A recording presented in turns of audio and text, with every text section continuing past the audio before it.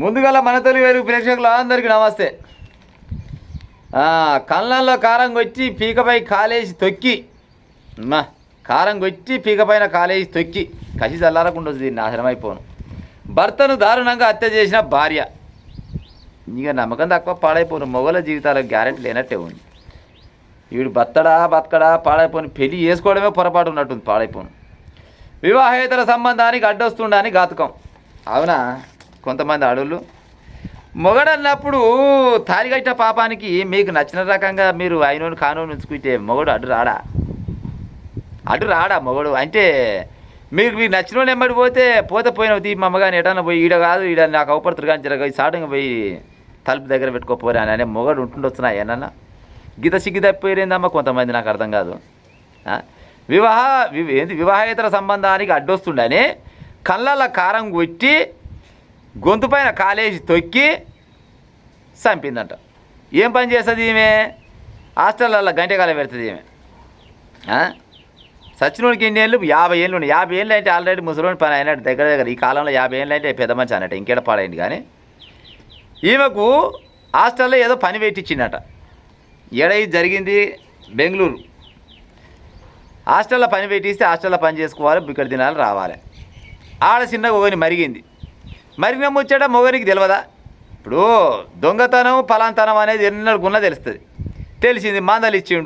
మందలిచ్చిన పాపానికి మన రహస్య జీవితానికి మన శృంగారానికి అడ్డొస్తున్న మొగడు సంపదామని ఆ 50 ఏళ్ళని పట్టుకొని కళ్ళల కారం పొడి కోసి గొంతు మీద కాలేసి తొక్కి కొట్టి చంపి ఉంచుకున్నాను చెప్పిందట. ఈ పీనిగా పాడైపోయి ఉంటే బాగుండదు, దీన్ని నన్ను వేసిరా అంటే ఆడు 30 కిలోమీటర్ల దూరం కొనబోయినట పీనిగని.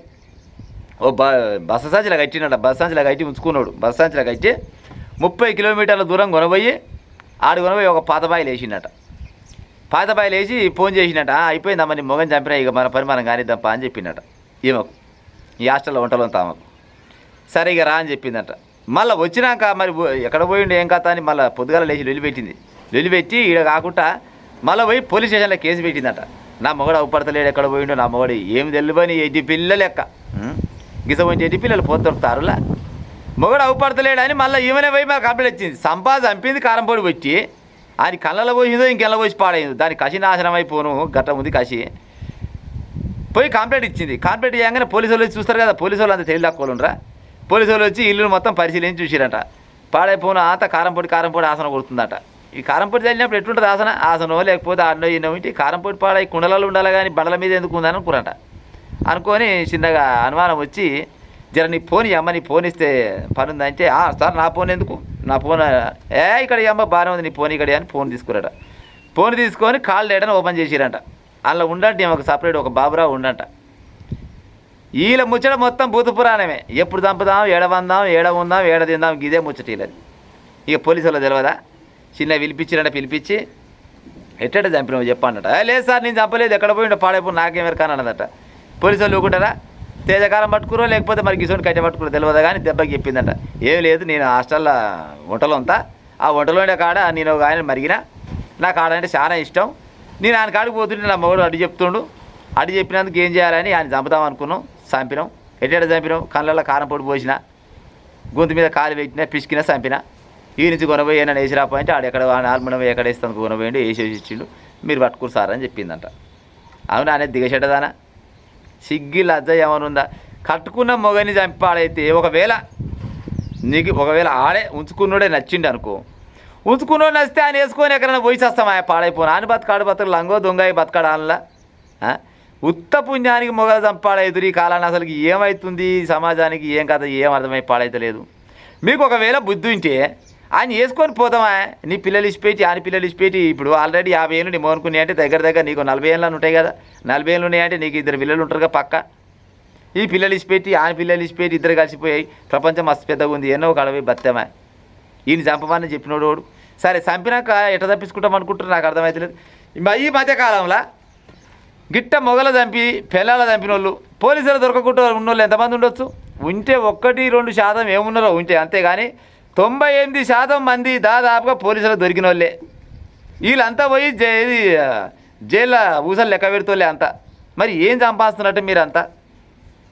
మొగడు అన్నప్పుడు నిన్ను కట్టుకున్న పాపానికి, నీకు తాళి కట్టిన పాపానికి, నీతోటి సంసారం చేసిన పాపానికి నువ్వు అక్రమ సంబంధం పెట్టుకునేవే తల్లి, ఆ పని మంచిది కాదని అనడా ప్రజలారా ఎవడన్నా? అంత లేచిలేవని మొగడైతే ఉండడు కదా. అన్న పాపానికి ఏకంగా ఆయన చంపే అంత కోపాలు వస్తున్నాయి మీకంటే ఏం సమాజానికి ఏం మెసేజ్ ఇద్దాం అనుకుంటారు అమ్మలారా మీరు? మీరు ఆడి మనుషులా, లేకపోతే గాడిదలా, లేకపోతే ఇంకేమైనా పసులా? ఈ వ్యభిచారం చేస్తారని అందరు నేనెందుకంటా. కానీ ఒకవేళ చేయబుద్ధి ఉంటే చేసే మార్గాలు ఉంటాయి, పాడైపోను. ఈ మార్గాలన్నీ పెట్టి సంపుడు ఒకటే మార్గం అని తెలిసిరు. ఈ మధ్యలోనే ఈ వారం 10 రోజులనే ఏమన్నా 10-12 మంది మొగళ్ళని చంపొచ్చు వీళ్ళంతా ఆడలు కలిసి. ఇది కరెక్ట్ కాదమ్మా, మీకు తగదు, పాపం తల్లి పాడవుతారు. కనీసం మీ పిల్లల మొగం చూసాను మొగలు నిలిచిపెట్టురి. ఈ మొగళ్ళు అంతా కలిసి సంగమన పెట్టుకొని పాడైపోను, ఈ అమ్మ గిట్ట అవుతుంది గట్ట అవుతుందని. ఈ గట్ట అయితే బతకవలసిందే, పాడై లేకపోతే ఉత్తపుణ్యాన్ని చచ్చకాలం వచ్చింది. ఒకప్పుడు మా చిన్నగా ఉన్నప్పుడు ఏముందంటే భర్త చేతిలో భార్య దారుణ హత్య అని వచ్చేది.